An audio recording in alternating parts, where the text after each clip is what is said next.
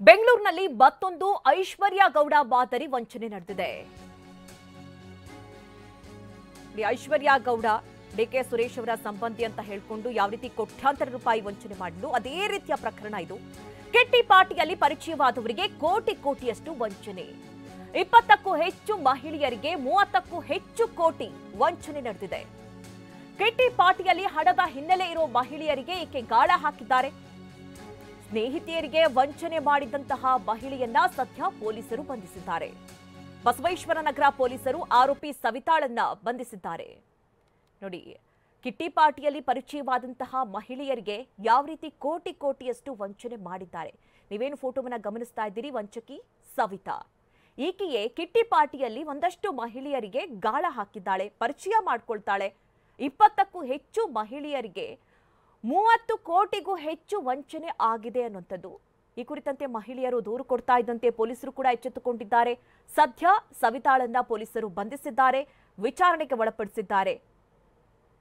ಒಂದ್ ಕಡೆ ಗಮನಿಸ್ತಾ ಇದ್ದೀರಿ ಆಕೆಯ ವಂಚಕಿ ಸವಿತಾಳ ಫೋಟೋ, ಇನ್ನೊಂದು ಕಡೆ ವಂಚನೆಗೊಳಗಾದವರು ಯಾವ ರೀತಿ ಪ್ರತಿಭಟಿಸ್ತಾ ಇದ್ದಾರೆ.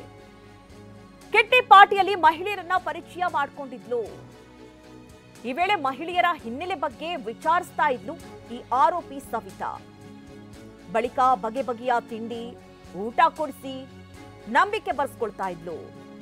ಹಲವು ರಾಜಕಾರಣಿಗಳು ಪರಿಚಯ ಅಂತ ಹೇಳ್ಕೊಳ್ತಾ ಇದ್ಲು. ಸಿದ್ದರಾಮಯ್ಯ, ಡಿಕೆ ಶಿವಕುಮಾರ್, ಎಂಬಿ ಪಾಟೀಲ್ ಅವರ ಹೆಸರು ಕೂಡ ಹೇಳ್ಕೊಳ್ತಾ ಇದ್ಲು. ನಂತರ ನಿಧಾನವಾಗಿ ಹೂಡಿಕೆ ನೆಪದಲ್ಲಿ ಹಣವನ್ನ ಪಡೆದುಕೊಳ್ತಾ ಇದ್ಲು. ಹಣ ಡಬಲ್ ಮಾಡಿಕೊಡೋದಾಗಿ ಆಮಿಷವನ್ನ ಒಡ್ತಾ ಇದ್ಲು ಈ ಐನಾತಿ. ಅಮೆರಿಕಾದಿಂದ ಕಮ್ಮಿ ಬೆಲೆಗೆ ಚಿನ್ನ ತರಿಸ್ಕೊಡ್ತೀನಿ ಅಂತ ಕೂಡ ಈಕೆ ಹೇಳ್ಕೊಳ್ತಾ ಇದ್ಲು. ಯಾವ ರೀತಿ ಮಹಿಳೆಯರನ್ನ ಈಕೆ ಬಲೆಗೆ ಬೀಳಿಸ್ಕೊಳ್ತಾ ಇದ್ಲು ನೋಡಿ.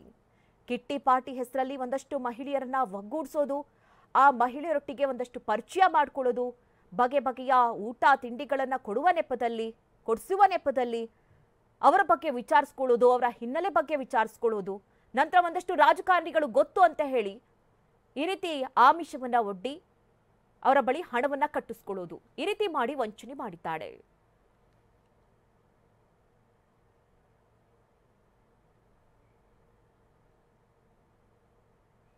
ಇನ್ನು ವಂಚಕಿ ಸವಿತಾ ಮಾತನಾಡಿರುವಂತಹ ಒಂದು ಆಡಿಯೋ ಟಿವಿ9ಗೆ ಲಭ್ಯವಾಗಿದೆ. ಏನೇನ್ ಮಾತನಾಡಿದ್ದಾಳೆ ಬನ್ನಿ ನೋಡೋಣ. ಹೌದಾ, ಓಕೆ ಓಕೆ. ಇಂಟ್ರೆಸ್ಟ್ ಇದೆಯಾ? ನಾನು ಮಾತಾಡ್ತೀನಿ ಇರು. ಏನು ಬಿಸ್ನೆಸ್ಸು? ಹೌದಾ, ಸರಿ, ಸಿಗ್ತೀನಿ. ನಂದು ನೋಡ್ತೀನಿ, ನಾಳೆ ಆದರೆ ಸಿಗ್ತೀನಿ. ಇಲ್ಲಾಂದರೆ ಏನ್ರ ಅಟ್ಲೀಸ್ಟ್ ಒಂದು ಏನ್ರ ಬಗ್ಗೆ ಹೇಳು. ಸ್ವಲ್ಪ ಇದು ಟ್ರಾನ್ಸ್ಫರ್ ಮಾಡ್ಕೊಡೋದು ಅಂತರ ಡೀಲಿಂಗ್ಸ್. ನಾನು ಮೊನ್ನೆ ವಿಧಾನಸೌಧಕ್ಕೆ ಹೋಗಿದ್ದೆ, ಎಂ ಟಿ ಖಾದರ್ ಸರ್ ಆಫೀಸ್ಗೆ. ಎಂಬಿ ಪಾಟೀಲ್ ಹತ್ರ ಒಂದು ಯಾವ್ದೋ ಒಂದು ಇದೇ ತರ ಅಲ್ಲಿ ಸ್ವಲ್ಪ ಬೇಗ ಇದಾಗುತ್ತೆ ಇದೆಲ್ಲ. ಒಂಥರ ಕರೆಕ್ಟ್ ಇದು ಕಾಂಟ್ಯಾಕ್ಟ್ಸ್ ಇದ್ರೆ ಆತರ, ಅಂದ್ರೆ ಲೈಕ್ ಇವಾಗ ಅಫಿಷಿಯಲ್ಸ್ ಟ್ರಾನ್ಸ್ಫರ್ಸ್ ಆತರ ಅಷ್ಟೇ. ಲೀಗಲ್ ಅದೇ ಕಾಂಟ್ಯಾಕ್ಟ್ ಎಲ್ಲ ಇರ್ಬೇಕಲ್ವಾ? ನಂಗೆ ಸ್ವಲ್ಪ ಇದೆ ಅದಕ್ಕೋಸ್ಕರ. ಹೌದಾ, ಓಕೆ ಓಕೆ. ಅಂದ್ರೆ ಲೈಕ್ ಇವಾಗ ಟ್ರಾನ್ಸ್ಫರ್ ಎಲ್ಲ ಮಾಡಿಸ್ಕೊಟ್ರೆ ದುಡ್ಡು ಕೊಡ್ತಾರ ಹಂಗ? ಒಬ್ಬೊಬ್ರು ಹೌದು, ಕರೆಕ್ಟ್. ನಾನು ಅಲ್ಲಿದ್ದಾಗಲೂ ಮಾಡಿಸ್ತಾ ಇದ್ರು ಕೆಲವರು, ಕೇಳಿದ್ರು ನನ್ನನ್ನು. ನಾನು ಯಾವತ್ತೂ ಮಾಡಿಸ್ಕೊಟ್ಟಿಲ್ಲ. ಅವನು ಅವನ ಕಡೆಯವರು, ನನ್ನ ಕ್ಲಾಸ್ಮೇಟ್ ಕಡೆ ಬಸವೇಶ್ವರ ಸ್ಕೂಲಲ್ಲಿ. ಅವ್ನು 5 ಡಿಗ್ರಿ ಮಾಡ್ಕೊಂಡಿಯಾನೀಗ, ಲಾಯರ್ ಅದೇನೇನೋ ಆಗಿದ್ದಾನೆ. ವೈಸ್ ಚಾನ್ಸಲರ್ ಈಗ V2 ಯೂನಿವರ್ಸಿಟಿಯಲ್ಲಿ ಅವನು. ಅವ್ನು ತಗೊಂಬಂದಿದ್ದು. ಬಟ್ ಅದ 100% ಆಗತ್ತೆ 2-3 ಡೇಸ್ ಅಲ್ಲಿ. ಆತರ ಏನಾದ್ರು ಆದ್ರೆ ಒಂದ್ 5 ಲಕ್ಷ. ಅದೊಂಥರ ಒಳ್ಳೇದಲ್ವಾ ಕುಸುಮ? ಅಂದ್ರೆ ಟ್ರಾನ್ಸ್ಫರ್ ಅಂದ್ರೆ ಲೈಕ್ ಬೇರೆ ಊರಿಂದನೂ ಇಲ್ಲೇ ಬೆಂಗಳೂರು ಡಿಪಾರ್ಟ್ಮೆಂಟ್? ಅವ್ರು ಇಲ್ಲಿಂದ ತುಮಕೂರ್ಗೆ ಆಗ್ಬೇಕು ಅವ್ರಿಗೆ. Okay okay okay. ಆ ಎಂಬಿ ಪಾಟೀಲ್ ಒಂಥರ ಅವರು ಒಂಥರ ಸ್ಟ್ರಿಕ್ಟ್ ಆಗಿದ್ದಾರೆ. ಸಿದ್ದರಾಮಯ್ಯ ರೂಮ್ ನಾನು ಮೊನ್ನೆ ನೋಡಿ 343 ಏನೋ ರೂಮ್ ನಂಬರ್ ವಿಧಾನಸೌಧದಲ್ಲಿ. ಅವ್ರದ್ದು ರೂಮ್ ನಂಬರ್ ಇಲ್ಲಲ್ಲ ಮೇಲ್ಗಡೆ? ಅಲ್ಲ, ಸಿದ್ದರಾಮಯ್ಯ ಅವರ ಕಚೇರಿ ಅಂತಾನೆ ಇದೆ. Okay okay. ನೋಡಿದ್ನಲ್ಲ ನಾನು ಸರ್ದು 25 ಇವ್ರದ್ದು.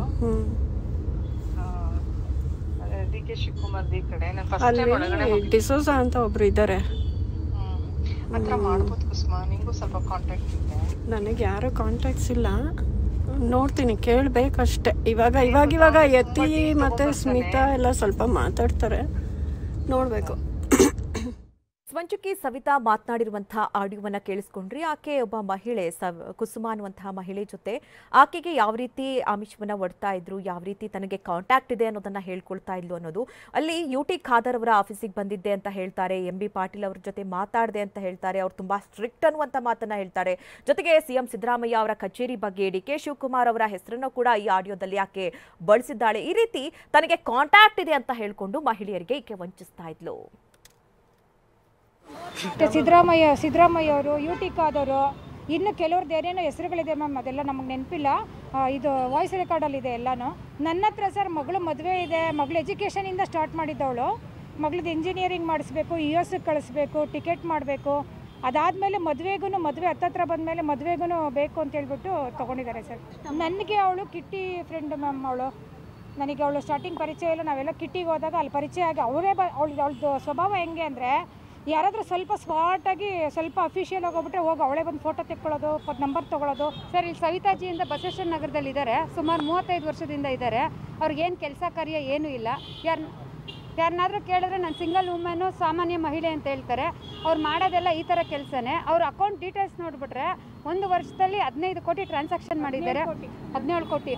ಆಮೇಲೆ ಎಲ್ಲರನ್ನೂ ದೊಡ್ಡವ್ರನ್ನ, ಆಮೇಲೆ ಏನೂ ಗೊತ್ತಿಲ್ಲದರೆ ಹೆಂಗಸರು ಮನೇಲಿ ಇರ್ತಾರಲ್ಲ ಅವ್ರನ್ನೆಲ್ಲ ಬ್ರೈನ್ ವಾಶ್ ಮಾಡಿ ನಾನು ಹಾಗೆ ಹೀಗೆ ಅಂತ ಹೇಳ್ಕೊಳ್ಳೋದು.